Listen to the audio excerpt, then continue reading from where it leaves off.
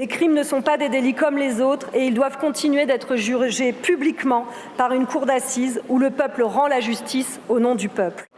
Nous arrivons donc au terme de l'examen d'un texte qui résume finalement assez bien votre conception de la justice, monsieur le garde des Sceaux. Beaucoup d'effets d'annonce, une communication permanente sur la fermeté et au bout du compte, des réformes procédurales censées masquer ce que vous refusez toujours d'affronter, le manque chronique de moyens de notre justice. Le meilleur symbole de cette conception de la justice aura été le plaidé coupable criminel.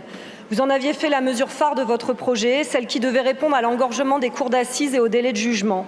En réalité, elle révélait surtout votre conviction qu'il suffirait de modifier les procédures pour compenser le manque de moyens. Cette mesure a suscité une mobilisation des avocats, de très nombreux aussi, des réserves aussi des magistrats, des universitaires et d'une large partie du Parlement. Vous avez finalement dû y renoncer, mais vous avez déjà annoncé votre intention de revenir avec cette réforme. Nous vous le disons clairement, nous nous y opposerons de nouveau.